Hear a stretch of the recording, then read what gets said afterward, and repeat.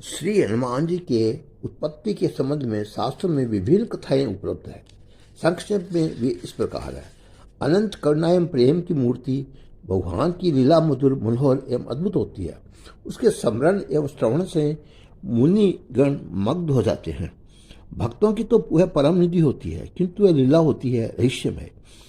परम मंगलकारिणी भगवत लीला का ऋषि देवता एवं योगींद्र मुनिंद्रगण भी जान पाते हैं। वे आश्चर्यचकित होकर मौन हो जाते हैं। फिर हम कामादि दोषों से ग्रस्त सांसारिक मनुष्य उसे कैसे सोच समझ सकते हैं। हाँ, उन करुणामय लीला बिहारी की लीला का गुणगान हमारे लिए एक परम कल्याणकारक है। देवताओं और दैत्यों के अमृत वितरण के लिए परम प्रभु ने मोहिनी रूप धारण किया। ये सुनकर कर्पूर गौर श्री नीलकंठ बहुत चकित हुए। श्री भगवान का स्त्री वेश कैसा था। आप तो काम भगवान शंकर के मन में अपने प्राणाध्याय के उस विशिष्ट लीला का दर्शन करने की कामना उचित उदित हुई। गंगाधर माता पार्वती के साथ क्षीराब्दी के तट पर पहुंचे। उन्होंने स्तवन किया। लक्ष्मीपति प्रकट हुए। देवादिदेव महादेव ने निवेदन किया, प्रभु मैंने आपके बताए सभी अवतारों का स्वरूप का दर्शन किया है, किंतु अमृत वितरण के समय आपने जो परम लावण्य स्त्री का वेश किया था, उस अवतार का स्वरूप के दर्शन में वंचित हो गया। कृपया मुझे उस रूप के दर्शन करा दें। तो जिसे देख देवता और दानव सभी मोहित हो गए थे। देवादिदेव महादेव, आप योगियों की अवश्य है और भजन का ध्यान करने वाले आप स्त्री अवतार देखकर क्या करेंगे। आपके लिए उसका कोई मतलब नहीं है। लक्ष्मीपति ने हंसते हुए उत्तर दिया, पर प्रभु मैं उस अवतार स्वरूप के दर्शन से वंचित रहना नहीं चाहता। पार्वती ने आग्रह से निवेदन किया, कृपया मुझे उस मोहिनी स्वरूप के भी दर्शन करा दे। श्री रब्द शादी संक्षिप्त रूप में उत्तर देकर वह अंत्यदान हो गई। वहां न तो क्षीरोदरी था, न नीरज था, न शंख चक्र गदा पदाधारी लक्ष्मीपति थे। वहां थे सर्वत्र मनोहर पर्वत एवं श्रम्य वन। माता पार्वती सहित भगवान शंकर उस सुखद वन प्रांत में के मध्य में थे। वन में पूर्णतः वसंत ऋतु छाया हुआ था। वृक्षों में नए कोमल पत्ते निकले हुए थे, सर्वत्र पुष्प खिले हुए थे और उन सुगंधित फूलों का भ्रमर गुंजार कर रहे थे। कोकिला कुहू शब्द कर रहे थे। शीतल मंद समीर में कोमल ललितकाएं एवं पुष्प धीरे धीरे झूम रहे थे। सर्वत्र ऋतुराज साम्राज्य प्रसारित एवं मादकता व्याप्त थी। सहसा योगियों में उपास्य त्रिनेत्र तूर पर लता ओट में देखा एक अत्यंत रूपवती स्त्री अपने कर कमलों का कंदुक उछालती हुई रह रहकर दिख जाती है। कामार्य दृढ़ होने लगे। जिस अनंत अपरिसीमित सौंदर्य सिंधु के एक सिक्के की तुलना सृष्टि की संपूर्ण जब मूर्त हो चुकती है तो देखा जाए तो क्या उसके सन्मुख लावण्यमयी अप्सरों का त्याग और काम की दहन का क्या कहना। भोलेनाथ को अपनी विशुद्ध न रही। वे निर्मेश दृष्टि से कंदुक द्वारा क्रीड़ा करती हुई मोहिनी को देख रहे थे। सहसा पवन का झोंका आया और जैसे बिजली की सी कौंध गई हो अप्रीतम सौंदर्यशालिनी मोहिनी का वस्त्र खिसका और वह नग्न प्राय हो गई। लाल से सिकड़ी मोहिनी लताओं में छिपने प्रयत्न करने लगी और चिता भस्म धारण करने वाली योगीराज कामारी का अविशिष्ट धैर्य भी समाप्त हो गया। ये महामहिमी माता पार्वती को सम्मुख की लज्जा त्याग कर उस उन्मुक्त हो मोहिनी के पीछे दौड़े। मोहिनी ने ईश्वर शंकर को अपनी ओर आते देखा तो मुस्कुराते लताओं की ओट में अपने अंगों को छिपाने का प्रयत्न करते हुए दूर भागने लगी। भूत भावन मोहिनी के पीछे दौड़ रहे थे, वह भागी जा रही थी। नीलकंठ को अपनी स्थिति का अनुमान भी नहीं था। उन दौड़कर मोहिनी के कर का स्पर्श कर लिया। प्रज्वलित अग्नि में घृतावती पड़ गई, पर मोहिनी हाथ छुड़ाकर भागे। उसके स्पर्श से उत्तेजित कामारी पूर्णतया बेसुध हो गए थे। वनों पर्वतों ऋषियों की आश्रमों एवं देवलोकों में भी भगवान शंकर मोहिनी के पीछे दौड़ लगा रहे थे और माता पार्वती, शिवगण, सूर्यगण, सूर्यगण और ऋषिगण सभी आश्चर्यचकित हो ये दृश्य देख रहे थे, पर थे सभी मौन। असफल काम के क्रोध में रूप में परिणित हो जाता है और फिर प्रलयंकर शंकर के रोषानल की आहुति कौन बने। तभी स्तब्ध थे जैसे सभी जड़ से हो गए हो। अंततः योगीराज शिव का हेतु स्खलित हुआ। जब उन्हें अपनी स्थिति का भान हुआ, विश्वनाथ ने तुरंत दोनों हाथ जोड़ लिए और मस्तक झुकाकर कहा, प्रभु आपकी लीला अगम्य है, आपकी माया का पार पाना संभव नहीं है।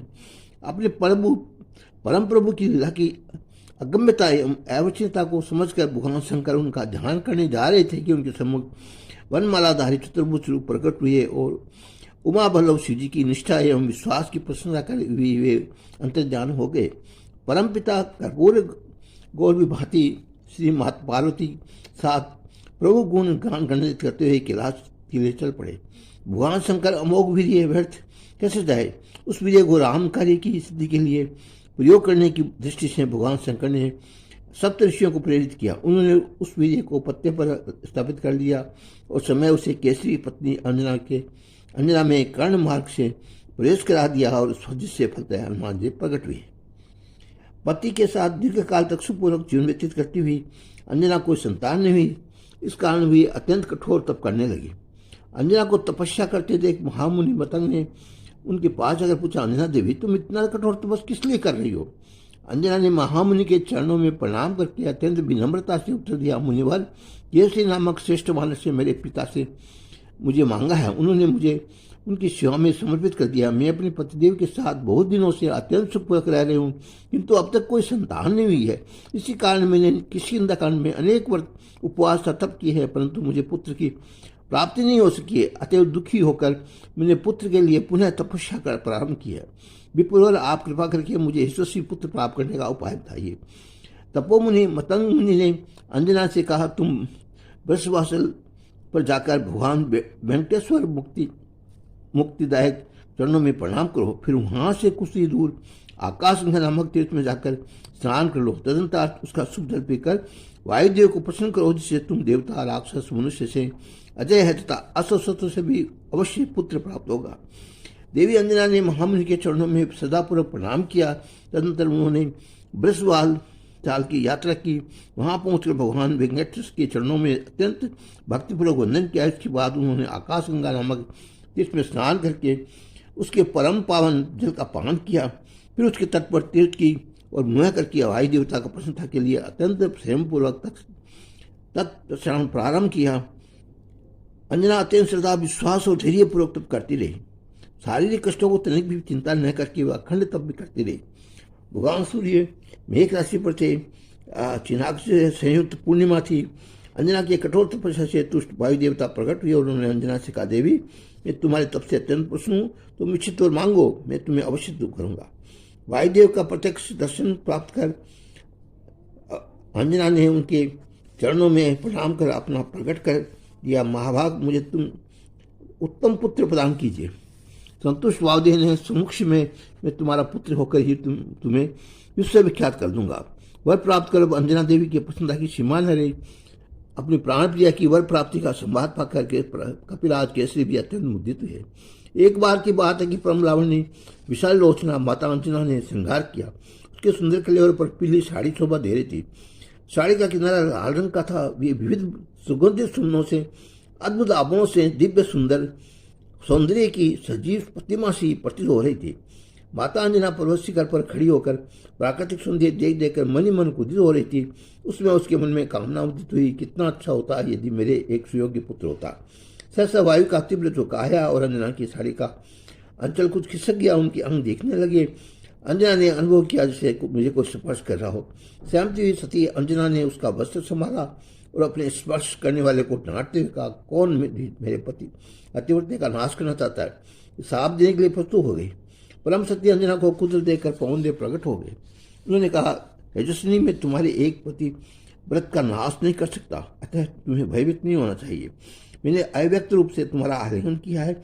मानसिक संकल्प द्वारा तुम्हें बल पराक्रम से संपन्न बुद्धिमान पुत्र प्रदान किया है। तुम्हारा पुत्र महान धैर्यवान, महातेजस्वी, महाबली, महापराक्रमी लागने की ओर छलांग मारने मेरे ही समान होगा। माता अंजना प्रसन्न हो गई। उन्होंने पवन देव को क्षमा कर दिया। अंजना गर्भवती हो गई और कविराज केसरी की प्रसन्नता की सीमा न थी। अधिक आयु बीत जाने पर कोई संतोष न होने पर रघुकुल शिरोमणि राजा दशरथ के मन में अत्यधिक ग्लानि हुई और उन्होंने वशिष्ठ के आदेश अनुसार महर्षि श्रृंग ऋषि को पुतेष्ट यज्ञ करवाया। ऋषि ने भक्तिपूर्वक आहुति दी। इससे प्रश्न होकर अग्निदेव हाथ में चरोर लिए प्रकट हुए और उन्होंने राजा दशरथ से कहा कि तुम्हारे कार्य की सिद्धि हो गई, अब तुम इस हीर को रानियों को जिताकर बांट दो। अग्निदेव अत्यंत ध्यान हो गए। राजा दशरथ ने पायस का आधा भाग बड़ी रानी कौशल्या को दिया। शेष आधे भाग में 2 भाग किए, जिनमें से एक भाग केकई को दिया और शेष को 2 भाग ये उसमें राजा ने उनको कौशल्या एवं केकई को हाथ पर रखकर उसका मन प्रसन्न कर अत्यंत उनकी अनुमति से सुमित्रा को दे दिया। केकई हाथ में पायस लिए हुए कुछ विचार कर रही थी कि सहसा आकाश में से एक गृहिणी ने झपट कर चारू को अपनी चोंच में ले लिया और वह तुरंत आकाश में उड़ गई। अब तो केकई व्याकुल हो गई। तब महाराज दशरथ की प्रेरणा से कौशल्या तथा सुमित्रा ने अपने चरु का थोड़ा थोड़ा भाग केकई को दिया। तीनों रानियां गर्भवती हुई महारानी कौशल्या के अंग में श्री रामचंद्र जी केकई की गोद में भरत जी और सुमित्रा की कृतार्थ करने के लिए लक्ष्मण जी और शत्रुघ्न जी प्रकट हुए। कपिराज केसरी अपने सुंदर सहधर्मी अंजना की साथ सुमेरु पर्वत में निवास करते थे। अंजना ने पुत्र की प्राप्ति के लिए 7 वर्षों तक कर्पूर गौरव उमानाथ की उपासना की। प्रश्न होकर आशुतोष ने अंजना से वर मांगने को कहा। अंजनी ने सर्वलोक महेश्वर चरणों में प्रणाम कर अत्यंत विनयपूर्वक अंजना की याचना की। करना में संभव में समस्त गुणों से संपूर्ण योग्यतम पुत्र चाहते हो। प्रश्न भोलेनाथ ने कहा, 11 रुद्रों में से मेरा अंश 11वां रुद्र रूप ही तुम्हारे पुत्र के रूप में प्रकट हुआ। तुम मंत्र ग्रहण करो, पवन देवता तुम्हें प्रसाद देंगे। पवन के उस प्रसाद से तुम्हें सर्वगुण संपन्न पुत्र की प्राप्ति होगी। पार्वती अंतर्ध्यान हो गए और भगवती अंजना अंजलि के पछाड़ी शिव प्रदत्त मंत्र का जप करने लगी। उसमें उक्त